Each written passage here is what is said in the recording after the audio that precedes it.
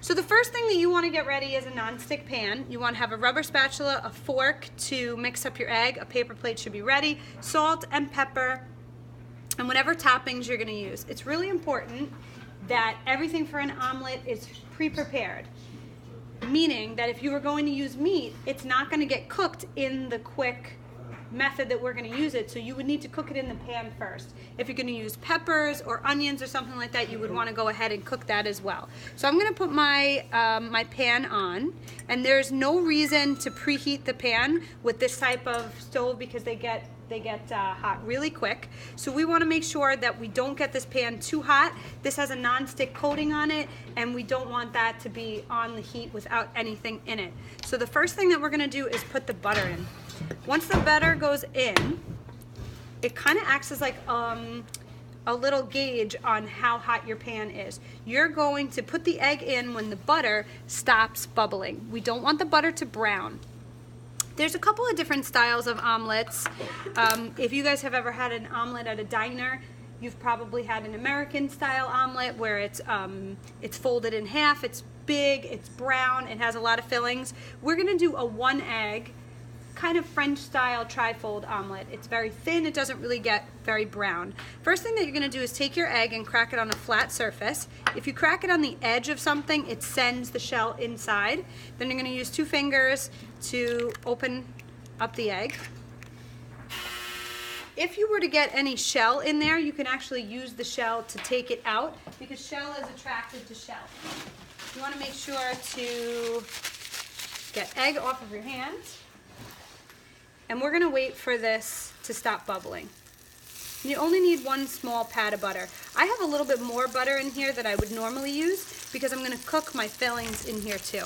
I wanna go ahead and mix up my egg, and you wanna keep mixing until all the white and yolk are completely mixed. So when it goes into the pan, it'll all be one solid yellow color.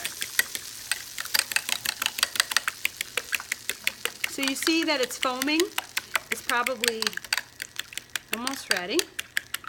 So I'll leave my egg over here for a second, and my omelet is just going to be spinach. You could use frozen spinach, you could use baby spinach, which I'm using here. And this is really gonna be very, very quick. Frozen spinach, you might wanna put in here a little bit longer. And I see that my pan is getting hot, and I don't want that butter to brown. I'm gonna take this off to the side, take the butter out. If you were to do bacon or any kind of meat that had fat, you wouldn't need to use the butter. So I still have a good amount of butter in there. I want to get this egg in here before it burns. And you can hear the egg, but it didn't make an extremely loud noise. It's just sizzling a little bit. And I have my heat on medium, medium-high. As soon as it goes into the pan, you'll see that it starts to bubble on the edges, and you want to move the cooked edges to the center and then tilt your pan so the uncooked egg goes to the side. Now we have a tiny pan, which is why we're just doing a 1 egg omelet today, but you can easily do this in a bigger pan and move any uncooked egg to the edge there. Okay. Now I'm going to add my spinach down the center. And then season it with salt and pepper. It's really quick, it's almost done. And I'm gonna go ahead and put my cheese on.